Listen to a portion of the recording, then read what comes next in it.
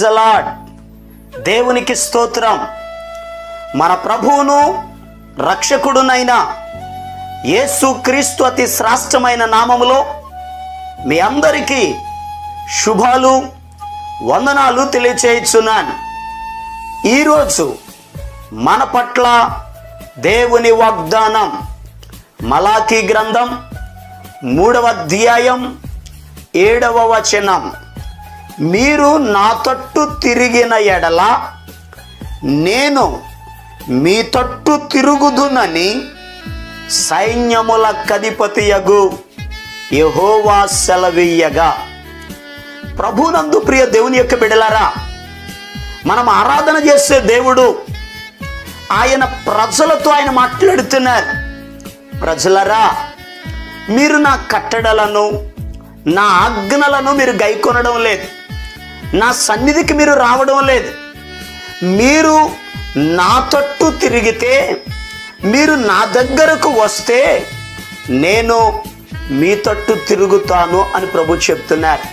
నిజమే, వాక్యంలో కూడా రాయబడి ఉంది, దేవుని యొద్దకు రండి అప్పుడు ఆయన మీ యొద్దకు వచ్చును అని వాక్య భాగంలో రాయబడి ఉంది.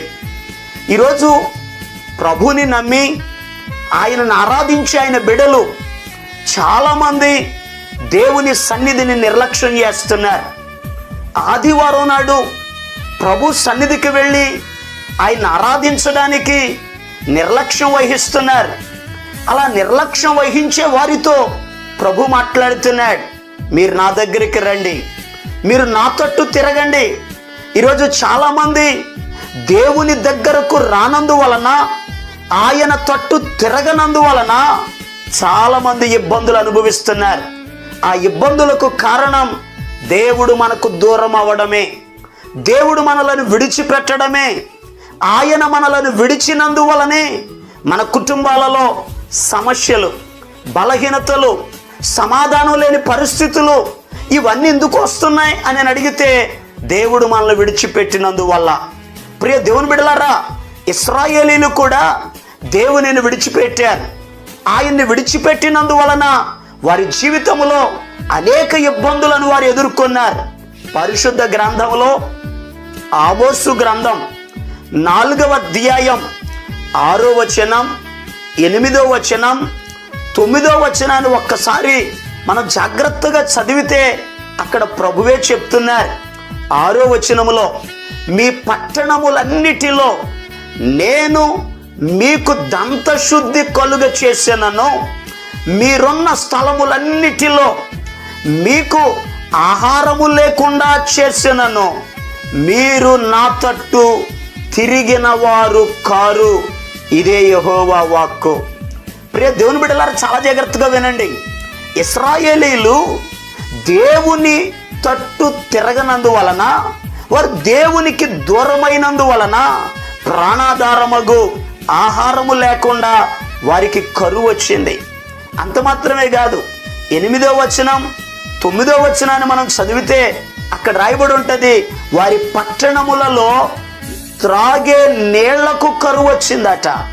9వ వచనాన్ని మనం చదివితే, వారు కష్టపడి, వారు చెమటోడ్చి, వారు పనిచేసి ఆ పొలములను పండిస్తున్న సమయంలో ఆ పంట పొలాల మీదకి, ఆ ద్రాక్ష తోటల మీదకి గొంగళి పురుగులు వచ్చి పంట పొలాలను పాడు చేశాయి, ద్రాక్ష తోటలను పాడు చేశాయి.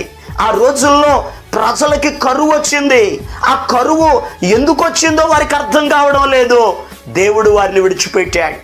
దేవుడు వారిని విడిచిపెట్టినందువలన వారి జీవితాలలో కరువు కలిగింది.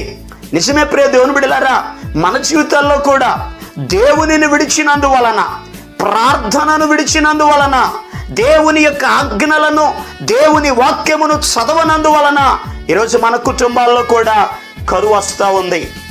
కొన్ని కుటుంబాల్లో ధనానికి కరువు వస్తుంది, కొన్ని కుటుంబాల్లో ఆహారానికి కరువు వస్తుంది, కొన్ని కుటుంబాలలో ఆరోగ్యానికి కరువు వస్తుంది, కొన్ని కుటుంబాలలో సంతోషానికి కరువు వస్తుంది, కొన్ని కుటుంబాలలో ఐక్యతకు కరువు వస్తుంది. ఈరోజు చాలా కుటుంబాల్లో మనశ్శాంతి లేని పరిస్థితులు. ఎందుకు నీ కుటుంబంలో ఈ పరిస్థితులు కలిగాయి? ఒకప్పుడు సంతోషంగా ఉన్న వ్యక్తివి, ఒకప్పుడు ఆశీర్వదించబడిన వ్యక్తివి, ఒకప్పుడు అనేక మందికి సహాయం చేసిన వ్యక్తివి. ఈరోజు నీ జీవితంలో ఆ సమాధానం లేకుండా, సంతోషం లేకుండా, మనశ్శాంతి లేకుండా అనేక ఇబ్బందులు పడడానికి కారణం ఏంటో తెలుసా? దేవునిని విడిచిపెట్టడమే. ఈరోజు ప్రభు వాగ్దానం ఇస్తున్నాడు, ఇప్పటికైనాను మీరు నా తట్టు తిరగండి. ప్రియ దేవుని బిడ్డలారా, మొదట ఉన్న ఆ సంతోషం, ఆశీర్వాదం నీ జీవితంలో కలగాలంటే ప్రభు ఈరోజు నీతో మాట్లాడుతున్నారు. నా తట్టు తిరుగు, నా సన్నిధిలోనికి రా, మరలా నేను నీ కుటుంబం దగ్గరికి వస్తాను, నీ బిడ్డలను ఆశీర్వదిస్తాను, సంతోషాన్ని కలుగజేస్తాను. మీరు అడగవచ్చు, అయ్యా దేవుని తట్టు ఎలా తిరగాలి? యోవేలు ప్రవక్త ద్వారా దేవుడు ఇశ్రాయేలీల ప్రజలతో చెప్తున్నాడు, ఇశ్రాయేలీలారా, ఇప్పుడైనను మీరు ఉపవాసం ఉండండి, దుఃఖించుచు మనఃపూర్వకముగా తిరిగి నా యొద్దకు రండి. మనస్ఫూర్తిగా తిరగండి, మీ హృదయమును నాకు సమర్పించండి, మీ హృదయములో నాకు స్థలం ఇవ్వండి. దుఃఖపడుతూ మీ పాపములను ఒప్పుకొని విడిచిపెట్టి నా వైపు మీరు చేతులెత్తితే, నా తట్టు మీరు తిరిగితే నేను మీ తట్టు తిరుగుతాను. ప్రియ దేవుని బిడ్డలారా, దేవుడు ఎప్పుడైతే మన తట్టు తిరుగుతాడో మన జీవితంలో గొప్ప కార్యాలను చూస్తాం.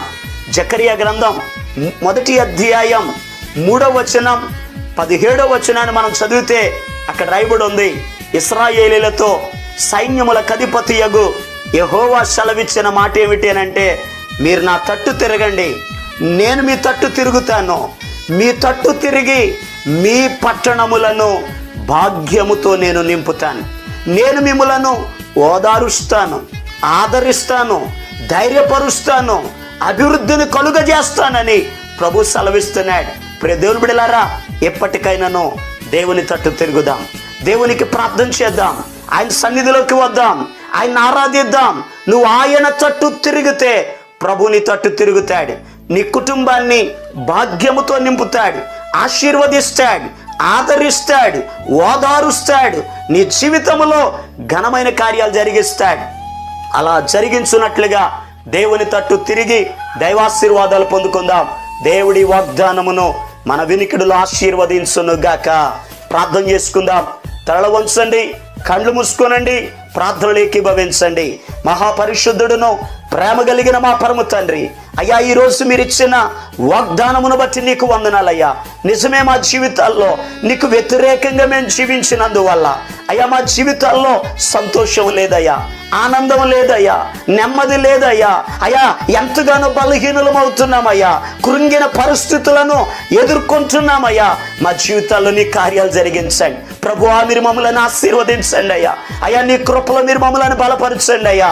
నా యొద్దకు రండి, నేను మీ యొద్దకు వస్తానని వాగ్దానం ఇచ్చిన దేవా, అయ్యా నీ బిడల కుటుంబాలను భాగ్యముతో నింపమని ప్రార్థిస్తున్నాను. నీ బిడల కుటుంబాలను ఓదార్చమని ప్రార్థిస్తున్నాను.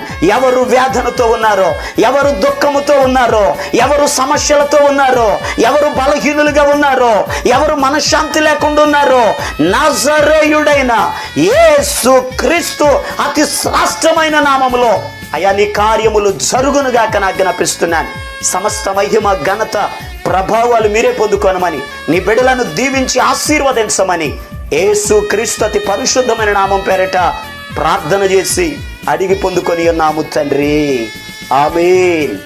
మన ప్రభు అయిన యేసు క్రీస్తు కృప మీకు తోడుగా ఉండి నడిపించును గాక, ఆమేన్. ఈరోజు పుట్టినరోజు మరియు పెళ్లి రోజు జరుపుకుంటున్న వారికి సీసలి మన్నా చర్చి తరపున మా కుటుంబ పక్షముగా మీకు శుభాలు తెలియపరుస్తున్నాం. May God bless you.